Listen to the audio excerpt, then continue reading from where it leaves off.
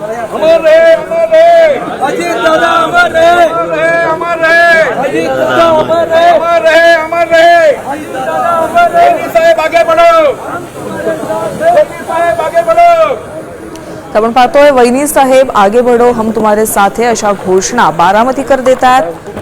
तर सुनेत्रा पवार यांनी दादांच्या स्मृतीस्थळाला अभिवादन केलेलं आहे। थोड्याशा भावुकही झालेला आहे सुनेत्रा पवार, आपल्याला दृश्यांमधून दिसते। त्यांच्यासोबत त्यांचे दोन्ही पुत्र उपस्थित आहेत, जय पवार आणि पार्थ पवार, आणि यानंतर त्या बारामती पोटनिवडणुकीसाठी अर्ज दाखल करणार आहेत। ही थेट दृश्य आपण पाहतोय बारामतीतली।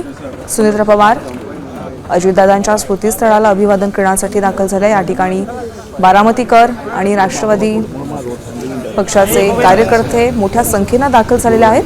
सुनेत्रा पवारांना पाठिंबा देण्यासाठी सर्व कार्यकर्ते नेते मंडळी या ठिकाणी उपस्थित असल्याचं आपल्याला दृश्यांमधून दिसते।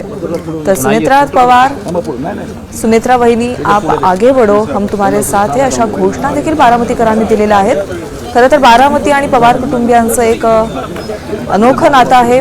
बारामती हा पवार कुटुंबियांचा बालेकिल्ला आहे, त्यामुळे ही निवडणूक बिनविरोध व्हावी अशी मागणी आणि यासाठी प्रयत्न करताना आपल्याला दिसत आहेत सर्व नेते मंडळी। आपण पाहतोय लक्ष्मण हाके यांनी या निवडणुकीतनं माघार घेतलेली आहे। तर काँग्रेसकडून एक उमेदवार आता या निवडणुकीसाठी आज अर्ज दाखल करणार आहेत। तर काँग्रेसचे उमेदवार आकाश मोरे यांनी देखील या निवडणुकीतनं माघार घ्यावी यासाठी आता राष्ट्रवादीचे नेते मंडळी प्रयत्न करतात आणि ही निवडणूक बिनविरोध व्हावी यासाठी राष्ट्रवादी आणि महायुतीकडनं एकच प्रयत्न सुरू आहेत। ही थेट दृश्य आपण बारामतीतून पाहतोय। अजित पवार यांच्या स्मृतीस्थळाला अभिवादन करून